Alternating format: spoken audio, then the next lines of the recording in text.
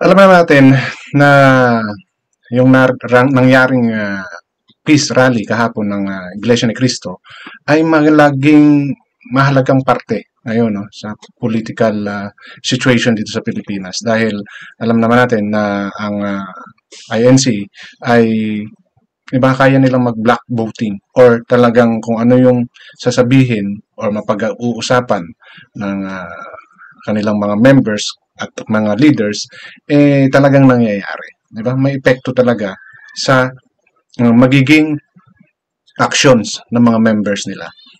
So, kaya hindi pwedeng baliwalain yung ipinakita ng INC kahapon, no? Yung kanilang peace rally. So, ano yung overall impact nito, 'di ba? Sa lalong-lalo na sa ating mga politicians. And hindi maiwasan na pati yung impeachment ni Sara Duterte, 'di ba? Magkakaroon ng ano 'yan, change of plan or atmosphere dito sa mga taong involved no sa mga pangyayaring ito. And si Representative Saldico, bakit parang is it timely? We don't know, no? I'm not too sure, no? Bakit nag-resign? 'Di ba? Sinasabi nga tinanggal, no? So which one is true? Kasi due to health issue daw, 'di ba? At sino ba si Representative Saldico? Ano ba yung mga nangyari? Ano ba yung mga nagawa niya? At bakit parang na-pressure daw siya sa trabaho? Okay? At nakita nyo rin, may impeachment akong nakalagay dyan. Di ba? Na naging topic during that peace rally. Di ba? Na ang INC ay umaayaw na magkaroon ng impeachment. Malinaw na malinaw yun doon sa mga nagsalita, di ba? At ang sinusuportahan daw nila ay yung sinabi ni Bongbong Marcos, no? Na who will benefits, 'di ba? Naging controversial din 'yun, 'di ba? Sino ba ang magbibenepisyo, 'di ba? Ano ba yung kahihinatnan? Okay? So, ilan lang 'yan sa mga nakita natin na masasabi nating sa mga pangyayaring ito magkakaroon ng shift of balance ika nga, no?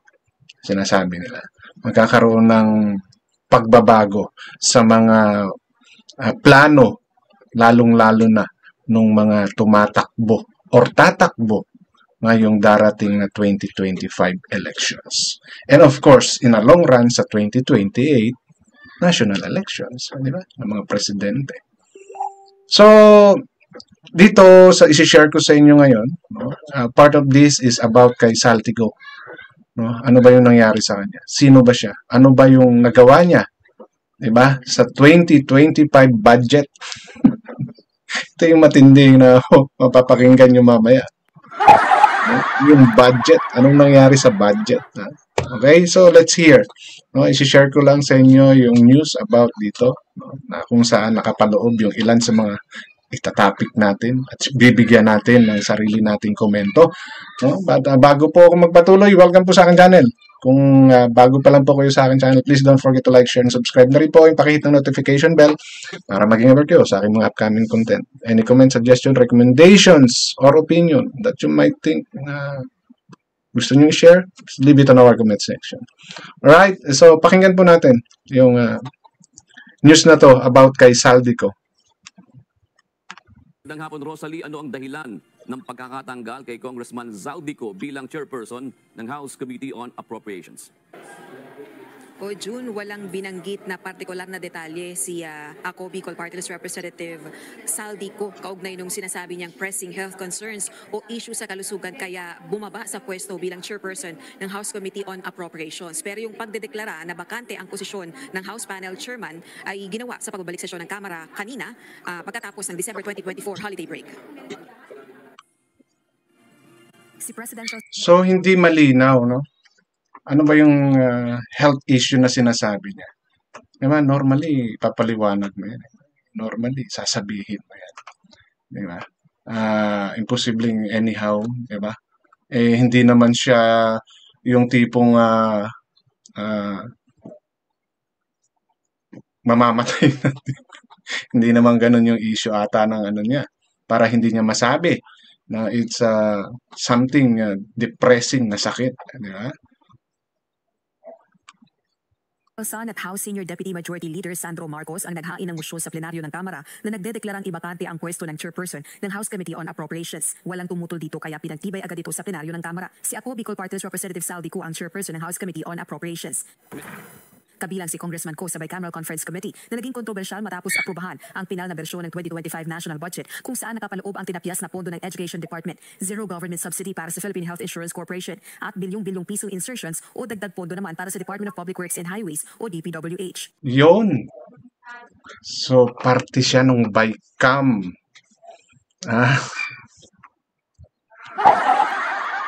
Parte siya ng BICAM na nag-aproba ng mga insertions, pagtanggal ng pondo, diba? Pagpalaki ng budget para sa AKAP.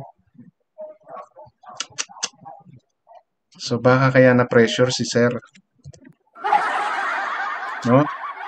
And since pasado na, diba? Pasado na eh. May lang binito si Pangulong Marcos, di ba? Pero pasado na. Lalo na yung sa AKAP, di ba? Yung mga budget na gagamitin nila. So, kaya nang magpapahinga na si Representative Saldico. So, sino pa kaya yung mga susunod na mga sumalang dyan sa BICAM na yan? No, alam naman natin doon sa BICAM, hinatulan kung kani-kanino at sino-sino yung mga tatanggap ng pondo. No? Na trillion ang usapan, 6 trillion I think yung pondo natin ngayong taon na to for 2025. Na most of it napunta sa AKAP. Yung ipamumudmud daw nitong mga magtatakbuhan ngayong elections. No? So, isa si Representative Saldico ang bumubuo dito sa BICAM na nag-aproba ng mga budget na kinaltasan, binawasan, dinagdagan, at siniro. Well, alam naman natin na ang isiniro nila, di ba, ay ang DepEd or Education, Department of Education natin. Which is grabe, no? Of all, no? Nasa ngayon ng gobyerno natin, na alam naman natin kung ano na nangyayari sa education value ng Pilipinas, yun pa talaga, diba, na dapat yun yung unang pinupondohan kasi nangungulelat na ang Pilipinas pagdating, no, sa quality of educations. Okay? Pero bakit, no? Ano ba talaga? Naniniwala ba kayo because of health issue kung bakit itong si Saldico tinanggal or nag-resign, di ba? Or di ba? Kasi bakit yung iba? Ano nangyari? So, isa ka ba sa naatasan na gawin yung mga bagay at bumoto niya? Yeah. O may iba pa ba na dahilan? Diba? Kasi may mga nakikita akong nagbablog na tapos na yung trabaho niya. So, anong trabaho? Yung ipasa at gawin yung mga sinabi ng mga pwedeng nasa likod niya? We don't know. No? Those are just questions na ako mismo is nagtataka rin. Diba? Nagtataka rin ako. Samantala, wala namang pinanggit si Speaker Romualdez kaugnay nag-issue ng impeachment complaints laban kay Vice President Sara Duterte. Pero kung si House Deputy Minority Leader... Okay, bakit? Uy, suddenly, no? Bakit walang binanggit? Tawag nila, tambaluslos. Ay, tawag nila yun, Hindi tawag yun. Naririnig ko lang na tinatawag nila yan, tambaluslos. Bakit hindi siya nagsasalita? O gusto niya lang bang manahimik? Gayahin si Bongbong Marcos? Yeah? Na alam naman natin, kinukundinan niya na yung ginagawa ni Day Sara. Is it because connected doon sa INC Peace Rally? Di ba? Dahil alam na natin, di ba, na naging stance ng INC. Pinagsalita nila si Marcoleta na alam nating lahat. Naggalit yan sa Quadcom, galit yan dyan sa mga nakaupo dyan sa Quadcom na yan, ng mga kasamahan niya. Di ba? Na opposition siya. And we can see na ang support niya is nasa mga Duterte. Nakatikit nga siya sa mga Duterte, di ba? Okay? So, even though they are not directly admitting, di ba? Nakikita naman. Kahit na, oo, may point na sabihin ng INC yun na they are just giving emphasis doon sa gustong mangyari ni Presidente Marcos, no? Na hayaan, okay? Walang mangyayari. Mauubos yung resources natin, mas may marami tayong mga bagay na dapat unahin rather than that impeachment, no? Sa akin naman, wala namang problema na ituloy ninyo yung inyong pag-iimbestiga kay Inday Sara. Kasi pera pa rin ng bayan yan eh. At 100 millions ang usapan, hindi thousands, millions. 100 millions, 125 million na ilang beses yun. No, di ba? Kung talagang may pagkakamali si Inday Sara, okay? Hindi niya ayos yung paggamit ng pera na yan, diba? Kailangan pa rin imbestigahan. But do it in a proper way. Di ba? Katulad nga ng sinasabi ni Marcoleta, kayong mga nandyaraan sa Quadcom, okay, or nasa lower house,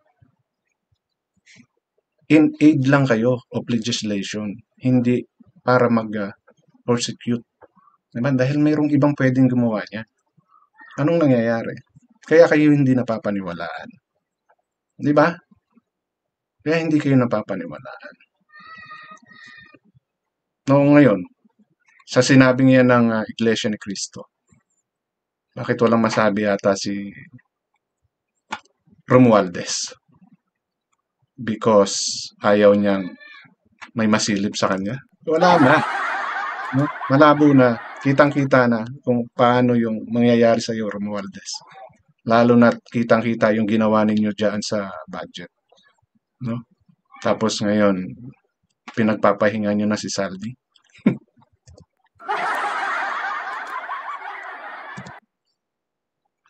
Leader, ACT Teachers Party List Representative Franz Castro ang tatanungin, naniniwala itong ngayong linggo may development na sa impeachment complaints laban kay VP Duterte. Posible anyang ma-refer na ang tatlong reklamo sa tanggapan ni Speaker Romualdez ngayong linggo mula sa opisina ni House Secretary General Reginald Velasco. Isa ang kongresista sa mga nag-endorso ng ikalawang reklamo laban sa Vice Presidente kaugnay ng paggastos ng confidential funds nito. Inaasahan natin within the week ay maipasa na ito kay Speaker para makagawa naman ng aksyon na si Speaker. Ma-refer ito sa Committee on Justice para simulan na yung proseso ng impeachment. Oras na With this pangyayari dyan sa peace rally na yan, no? Huwag po nating mamaliitin yung puwersa ng INC o ng Iglesia ni Cristo. Nakita naman natin kahapon sa Quirino Grandstand pa lang kung gaano sila karami. Mayroon pa simulcasyon sa iba't ibang probinsya. No?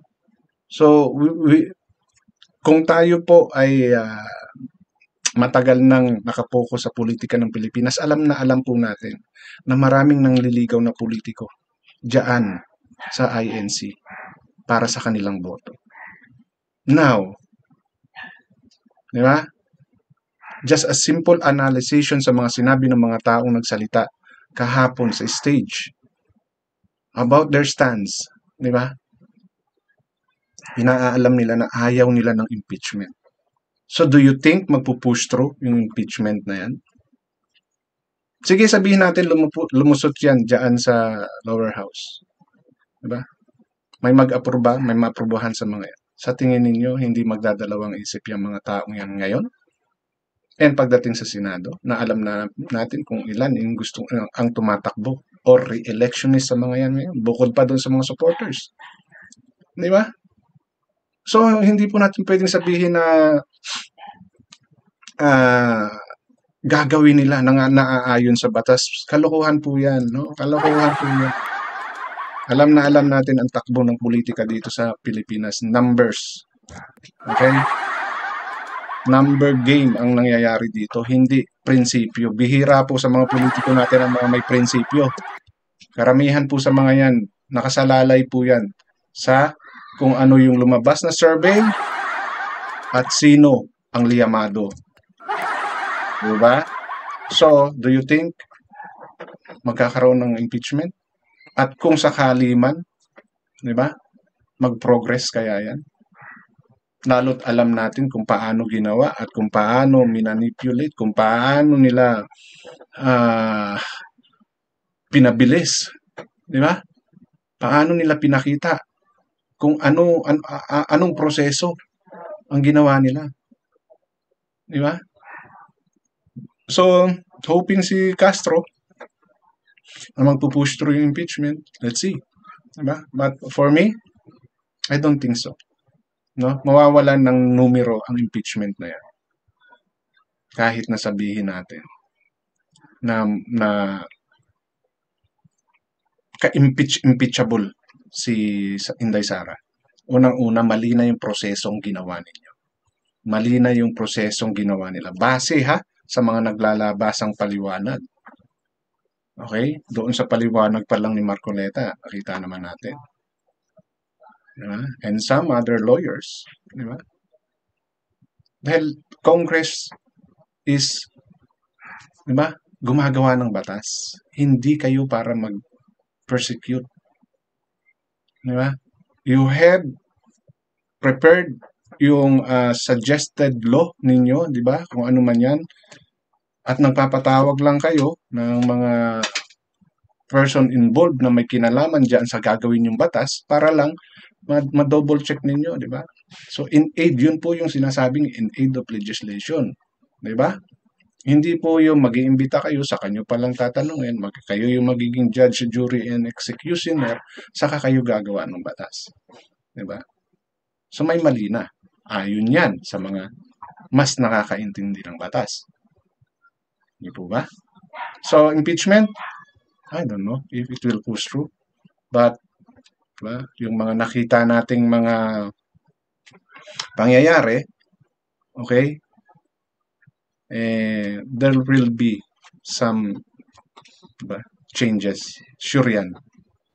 Ma-refer ang impeachment complaints kay Speaker Romualdez, kinakailangang maisama ito sa order of business ng Kamara sa loob ng 10 session days matapos matanggap ito at saka pa lamang i-refer sa Committee on Justice sa loob ng 3 session days. Ayon kay Secretary General Reginald Velasco, kakausapin niya ang mga kongresistang humingi sa kanya ng oras upang mapag-aralan kung mag-e-endorso ba ng isa sa naunang 3 impeachment complaints o ng ika-4 na reklamo. Sa pagbabalik sesyon naman, iginiit ni Speaker Romualdez. Biruin mo, no? 4 pala yung impeachment complaint. Grabe. So, tingnan natin, no? If ever na lumusot yan, for sure naman, nakaready dyan si Inday Sara at ang mga lawyer niyan, kung paano patutuhanan yan, at pasisinungalingan. You know? Romualdez na pagtutuunan ng pansin ang oversight functions ng Kamara upang tugunan ng ilang hamong patuloy pa rin kinakaharap ng bansa, gaya ng mataas na presyo ng bilihin at kuryente. In the coming weeks, we will hold oversight hearings to ensure that people's money serves the people's needs. Yeah. Yung mga ganyang dialogo, ang tagal nyo nang sinasabi niyan. Na kung saan nararapat mapunta ang pera ng mga Pilipino ay dapat mapunta. Okay. Boss, sir, amo, mukhang iba ata po yung ginagawa nyo. Nagpapamudmud kayo eh. Imbis na gumawa kayo ng batas, imbis na yung oversight ninyo, yan yung inuna ninyo. Di po ba? Kesa sa kayo yung nagprobinsya at namigay. Di ba po, ano kayo? Dapat gumagawa ng batas. Hindi bumubutas sa batas na ginagawa ninyo. We will investigate the smuggling and hoarding that undermine our farmers and inflate food prices. Yeah. Investigate. Puro na lang naman kayo investigate eh. Diba yung hoarding na yan ng mga negosyante, diba? Matagal nang ginagawa yan. Matagal na nating alam yan. May ginawa ba kayo? Mag-iimbestiga na naman kayo. Tapos after investigation, ano mangyayari? Diba? May napaparusahan ba? May mga businessman ba na Mga kumpanyero nyo rin. Di ba? Sino ba yung mga nasa business na halos hindi ginagalaw, magalaw-galaw? Di ba? It's either may connection sa mga nakaupo sa gobyerno or sila mismong mga nakaupo ang may-ari. Di po ba? Kaya nga hanggang investigation lang yung mga sinasabi nitong mga to eh. Yung mga hoarders na yan eh. Kasi nga kayo-kayo rin yan. Action ang kailangan, hindi po puro daldal, sir. Kasi sawang-sawa na po yung Pilipino sa mga ganyang klaseng dialogo nito. No? Hindi lang naman sa panahon ni Romualdez, even before, no? Mga nauna pa. Sana pagbabago po yung ipakita ninyo para sa kabuuang ikaaayos ng Pilipinas. Kaya lang po, parang nangyayari sa inyo. Nagre-ready kayo ata sa puro 2028 eh. Tatanong lang po Anong sinasabi na yung AKAP doon mapupunta, no? Legalize sa panunuhol, sabi nga nila. Di ba? So, sana maging maayos talaga. At huwag na lang puro salita. Gawin nyo na lang kasi habang tumatagal, lalong nababaon ng Pilipino eh. Diba? Kaya pinaglalaroan na lang tayo ng China eh.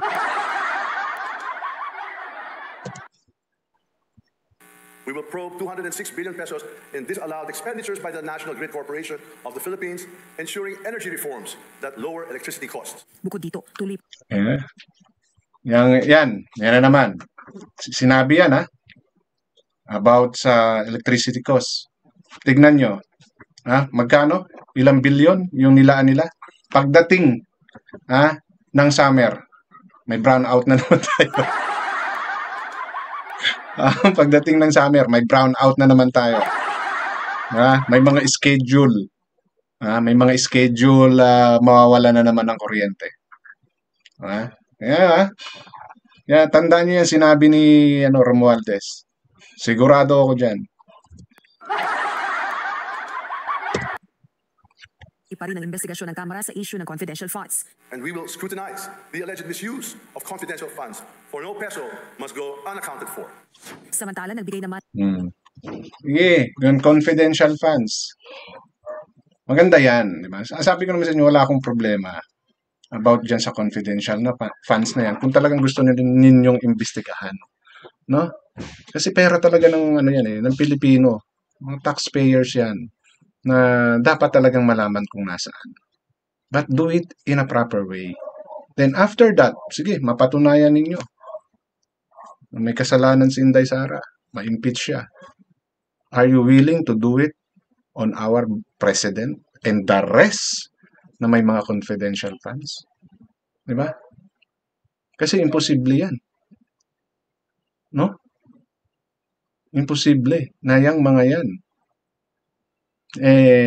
hindi nakagawa ng anomaly. Kasi di ba hindi naman kayo require magbigay ng detailed report about kung saan nyo ni-spend yung pera na yan eh. Knowing our politicians. Hindi ko nilalahat. Okay? Hindi ko po nilalahat. Di ba? Kung sa level nga ng presidente or vice president may ganyang mga pangyayari, what more pa sa mga nasa mas mababang posisyon.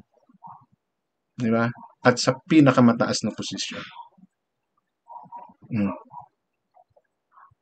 Walang problema. Imbestigahan yan. Yung confidential fund na yan kasi pera pa rin ng Pilipino yan. Di ba? But be transparent and talagang ipakita nyo sa Pilipino. Di ba? Kung paano nyo ginawa. Hindi yung mayroon kayong tinititigan at tinitingnan. Di ba? Yan naman yung naging hinanakit ng mga tao eh. Ako, personally, kung may kasalanan si Inday Sara diyan sa confidential fund, go ahead. 'Di ba? Prosecute him. Impeach her pala. 'Di ba? Pero sana gawin niyo rin doon sa iba pa para maging fair. 'Yun yung isinisigaw ng taong bayan. Okay? Fairness ng ginagawa ninyo sa paghahanap ng sagot sa mga tanong na yan. Okay? So, iyan po ay ilan lamang sa mga pangyayari na meron sa ating political system. Okay? And Are they connected sa mga nangyari sa INC rally? Di ba? The sudden removal or resigning of Saldico? Di ba? Paraan ba yan ng kung sino man at nagpapabango? Dahil nakita nila kung saan papunta ang suporta ng INC? Or it's really because masama lang talaga at hindi na kaya ng katawan ni Saldi yung kanyang trabaho at kailangan niya magpahinga? Or tapos na yung pinagawa sa kanya, kaya magpapahinga na siya dahil naipasa na yung batas or yung budget for 2025. Ang impeachment, na alam natin ngayon kung ano yung stance ng INC. Confidential funds.